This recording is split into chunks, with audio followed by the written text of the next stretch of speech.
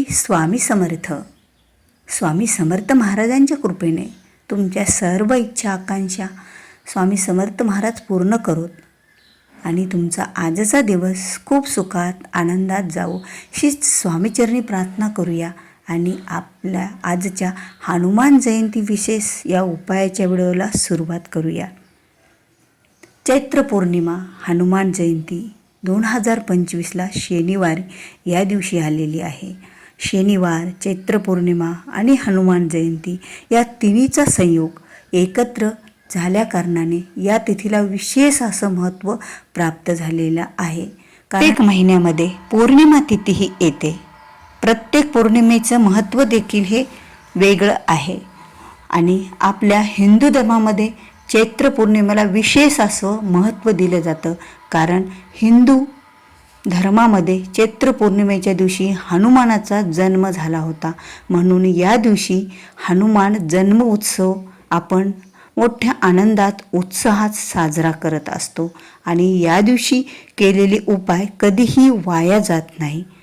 मग हनुमान जयंतीच्या दिवशी आपल्याला रुचकीच्या पानाचा म्हणजे रुईच्या पानाचा हा एक अत्यंत प्रभावी उपाय आपल्याला करायचा आहे.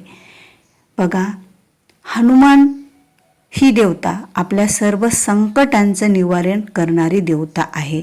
आपल्या सर्व इच्छा आकांक्षा मनोकामना पूर्ण करणारी ही देवता आहे. कारण या देवाला जन्मतः सर्व देवी देवतांचा आशीर्वाद प्राप्त झाल्या असल्या कारणाने ही देवता आपल्याला सर्व काही आणि लवकरात लवकरही देत असते.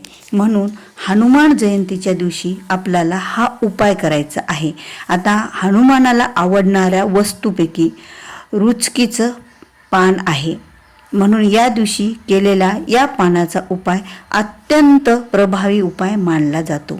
तर या दिवशी या उपायासाठी आपल्याला रुचकीची 108 पाने आणून घ्यायची आहेत. नंतर ते पाने स्वच्छ धुवून पुसून घ्यायची. पाने चांगली कोरडी करून घ्यायची. नंतर त्यावर आपल्याला लाल चंदन ओलं करून घ्यायचं आणि प्रत्येक पानावर लाल चंदनाने राम हे अक्षर लिहायचे. 108 पानावर देखील सुद्धा राम हे नाव लिहायचे. नंतर ते पानं थोडे सुकू द्यायचे. कारण त्या पानावरचे नावं हे आपल्याला मिटता कामा नये किंवा त्या पानावरचं नाव हे आपल्याला कसंही मोडू द्यायचं नाही. नाव जे लिहिलं ते जशाला तसंच राहिलं पाहिजे याची पण काळजी घ्यायची. नंतर त्या 108 पानाची आपल्याला माळ तयार करायची. पण विशेष महत्त्वाची गोष्ट म्हणजे माळ तयार करताना आपल्याला त्या पानाला कुठलंही छेद न करता माळ बनवायची. म्हणजे पानाला दोऱ्याच्या सहाय्याने बांधून माळ तयार करायची.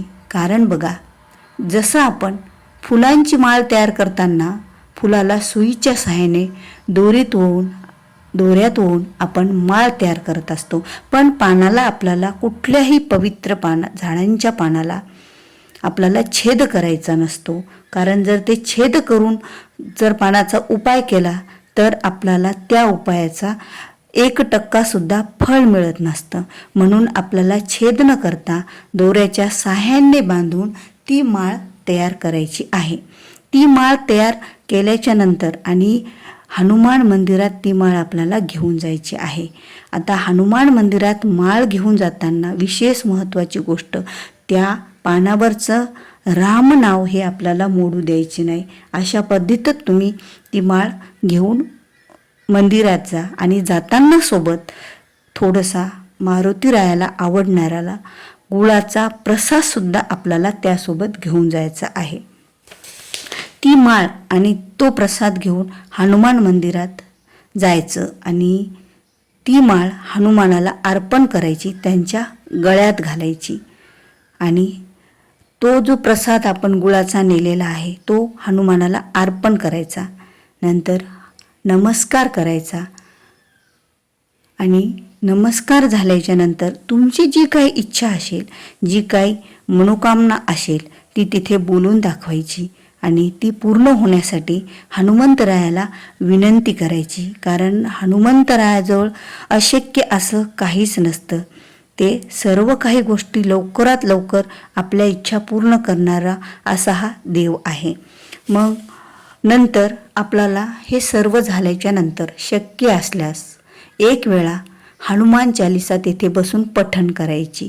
बघा, ज्याला शक्य असेल त्यांनी ते हनुमान चालिसा तिथे बसून पठण करा, किंवा तुम्ही ज्या वेळेला घरी आल्याच्या नंतर सुद्धा हनुमान चालिसा एक वेळा या दिवशी आवर्जून पठण करा. कारण हनुमानरायांचा जन्म उत्सव आणि या दिवशी हनुमान चालिसा पठण केल्याने सुद्धा आपल्याला आणखीनच जास्त फळ हे मिळत असतं. आता ज्या वेळेला तुम्ही हे सर्व उपाय करसाल, म्हणजे तिथे माळ अर्पण करसाल, गुळाचा नैवेद्य दाखवसाल, हनुमान चालिसा म्हणसाल, नंतर घरी परतून येताना आपल्या पाठीमागे वळून पाहायचं नाही, म्हणजे मागे वळून पाहायचं नाही. ज्यावेळेला तुम्ही मंदिरातून घरी यायला निघसाल त्यावेळेला सरळ तुम्ही आपल्या घरात या, कुठेही मध्येच कुणाकडेही जाऊ नका आणि मागे वळून देखील पाहू नका. कारण जी एक चांगला आशीर्वाद आणि हनुमानाची ती ऊर्जा ती सोबत आपल्याला आपल्या घरात घेऊन यायची आहे. मग तुम्ही आपल्या घरात पहिलं पाऊल हे उजवं पाऊल टाकावं. कारण ज्या वेळेला एखादं चांगलं काम करून घरात येतो त्यावेळेला आपण आपला उजवा पाय घरात टाकावा. आणि घरात आल्याबरोबर सुद्धा बघा, आपल्याला एक सवय असते की आपण ज्या वेळेला बाहेरून येतो त्यावेळेला हातपाय तोंड धुवून फ्रेश होत असतो, पण आपल्याला यावेळेस असं करायचं नाही. घरात आल्याच्या नंतर आपल्याला आपल्या घरामध्ये सगळीकडे फेरफटका मारायचा. जेवढ्या रूम असतील तेवढ्या रूममध्ये तुम्हाला जायचं आणि शांत एका ठिकाणी थोडा वेळ बसायचं. जर तिथे तुम्ही हनुमान चालिसा म्हणली नसेल तरी ते हनुमान चालिसा म्हणत बसा, किंवा तिथे तुम्ही म्हणून आली असाल तर एरवीच तुम्ही घरामध्ये शांत बसा.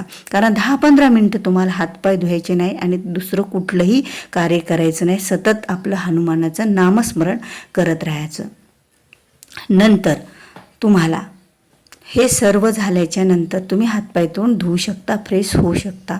बघा, या उपायाने खरंच आपल्या सर्व इच्छा मनोकामना पूर्ण होतात. कारण बघा, हनुमानाला रुचकीचं पान आणि त्यापेक्षाही रामनाम हे खूप अतिशय प्रिय आहे. त्यामुळे या दोन्ही गोष्टीचा उपाय आपण केलेला आहे. त्यामुळे निश्चितच आपलं जी काही इच्छा मनोकामना असेल ते एका रात्रीत पूर्ण होईल आणि आपल्याला जे मागाल ते मिळेल आणि एका रात्रीत आपलं आयुष्याचं सोनं होईल. जर तुम्हाला माझा हा व्हिडिओ आवडला असेल तर व्हिडिओला लाईक करा, जास्तीत जास्त लोकांपर्यंत हा व्हिडिओ शेअर करा. आणि तुम्ही जर माझ्या चॅनलवर नवीन असाल तर चॅनलला सबस्क्राईब करा, कारण असेच वेगवेगळे व्हिडिओ तुमच्यापर्यंत पोहोचतील आणि तुम्हाला त्याचा फायदा होईल. तर व्हिडिओ आवडल्यास व्हिडिओला लाईक करा, शेअर करा, चॅनलवर नवीन असाल तर सबस्क्राईब करा. भेटूया पुन्हा अशाच एका नवीन माहितीपूर्ण व्हिडिओसोबत. तोपर्यंत बोलत राहा. श्री स्वामी समर्थ. जय जय स्वामी समर्थ.